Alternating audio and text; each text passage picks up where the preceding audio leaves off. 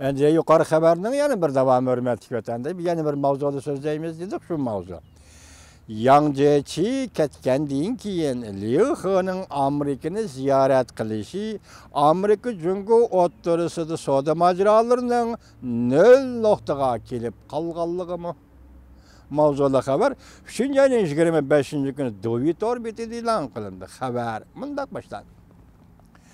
Amerika Aleksis orbiti 2-23-kuni xabar qilib mundaq ko'rsatdi.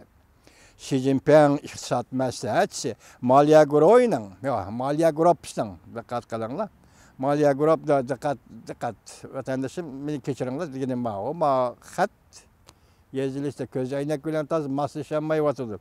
Hali xat o'qiydigan ko'z aynakimni chiqarsam yiroq qarayolmay, yiroq qaraydigan ko'z aynakimni chiqsam yaqindagi maskamga qilib o'tirdim. Moderi Liu He'ni 2-27-kuni 3-kunigacha Amerikani ziyorat qilishga va'daladi. Bu 2-8-kuni davlat mahkamasining a'zosi Yang Jiechi Amerikani ziyorat qilib qaytgandan keyingi bir oyga yaqin vaqt ichida 2 nafar yuqori darajalik Jungo amaldorining Amerikani ikkinchi qatam ziyorat qilishi bo'lib hisoblanadi. Yang Jiechining Amerikani ziyorat qilishi garchi Amerika Jungo savdo masalasi va strategik ishonch bo'yicha elib berilgan ziyorat bo'lsa-mu, lekin uning ziyoratining natijasi ko'rinarlik bo'lmadi. 2-16-kuni Amerika Qo'shma Shtatlarining savdo ministerligi Prezident Trumpga taklif berib, Jungodan import qilingan po'lat temir materiallari va alyumin mahsulotlariga boj qo'yishni, norma belgilab import qilishni cheklash tadbiri belgilashni talab qildi. Demak, 2-8-kuni keldi. 2 kun to'di ketdi, 10-kun deyli. 6 kun o'tgandan keyin Yang Jiechi Beijingga qaytib 6 kun o'tgandan keyin Amerika Qo'shma Shtatlarining savdo ministerligi nima debdi? Bu yerda Jungodan 2 xil, Jungodan import qilingan 2 xil mal bo'yicha boj qo'yishni talab qildi. Shundaq bo'lganda Amerika bilan Jungo o'rtasida savdo masalasi qattiq savdo urushiga duch keldi. Demak, Yang Jiechining gapi aqmadi. Amerika Jungo o'rtasida savdo masalasi qattiq savdo urushiga duch keldi. 3-oyda Jungoda ishga qurultay chaqirilganligini o'ylashganda, Jungoda zo'r ko'lamda tartib selish yuz berdi. Odatdagi qoidalarga asoslanganda, ishga qurultay ochilishning harpisida chet elni ziyorat qilish o'rinlashtirilmaydi. Boshqa xabarda shunday gap chiqdi-ku. ishga qurultay ochilish murosimiga ochilish payti yaqinlab kelayotganda chet elni ziyorat qilish o'rinlashtirilmaydi. Lekin Yang Jiechi bilan Liu He'dan iborat 2 nafar yuqori darajalik amaldorning, Jungo amaldorining orqa-orqadan Amerikani ziyorat qilishidan qaraganda, Amerika bilan Jungo o'rtasida jiddiy muomala qiladigan masala o'rtaga chiqqanligini ko'rib olgan.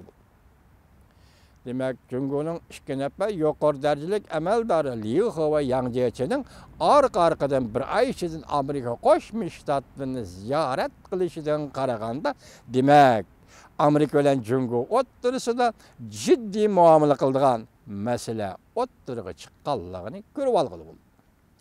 Gerçi bu Amerika Jungo o'rtasida savdo masalasi uzundan beri mavjud bo'lsa-mu, Prezident Trump Jungoni ziyorat qilgandan keyin savdo va Prezident Trump o'tgan yil 8-oyda Jungoni, 11-oyda Jungoni ziyorat qilib qaytib kelgandan keyin savdo va Amerika Jungo o'rtasidagi bexatarlik masalasi bo'yicha orqa-orqadan qo'l chiqarib, Amerika haqiqatan Beijingni putirab tura olmaydigan holga keltirib qo'ydi. Bu yerda mush etib desak, qattiqroq qo'ldi-ki, shunga orqa-orqadan qo'l chiqarib Amerika haqiqatan Beijingni putirab tura olmaydigan holga keltirib qo'ydi. Yana bir tarafdan Amerikaning savdo embargosi, yana jazolash tadbirlari Jungoning manfaatiga ziyon soldi. Beijing Amerika Saudi embargo bayrağını götürüp çıkan haman intayın köp zor meseleler Amerika Cumhuriyeti Saudisiga bağlanıp kalıdı dep ansirdi. Deydi. Beijing Amerika Saudi embargo bayrağını götürüp çıkan haman intayın köp meseleler Amerika Cumhuriyeti Saudisiga bağlanıp kalıdı dep ansirdi. Yani bir taraftan bolsa Aksaray devlet bexatarligi dokumentyada devlet müdafiası stratejisi de ve yadro kurallı haleti dokumentyada Cumhur tehdidini tilga alib, Cumhur stratejik rekabetçi deb belgiledi.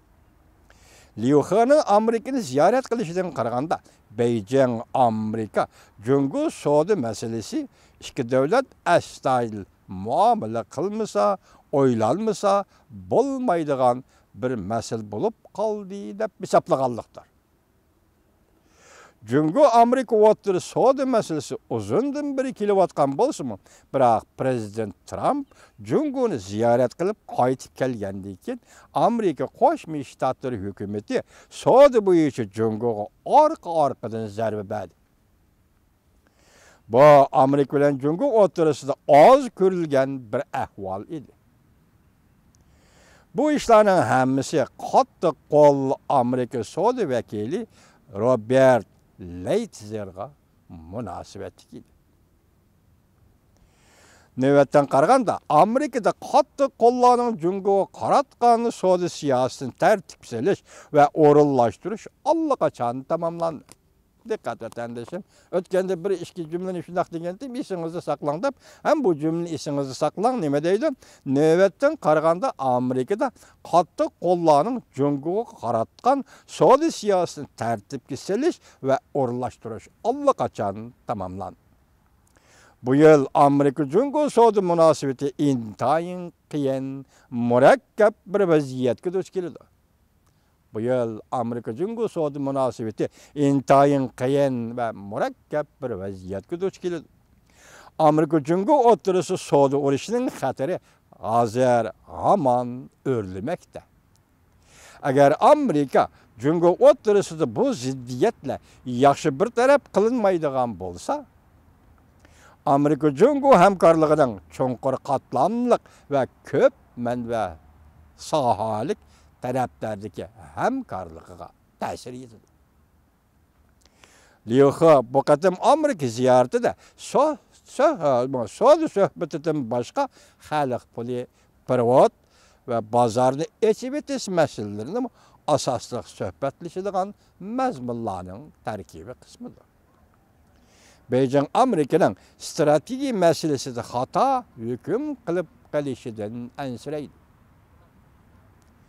Növbəti Amerika Cumhur munosabati haqiqatan nol nuqtaga kelib qoldi.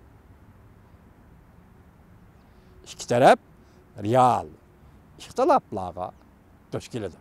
İki taraf munosabati real ixtiloflarga duch keladi.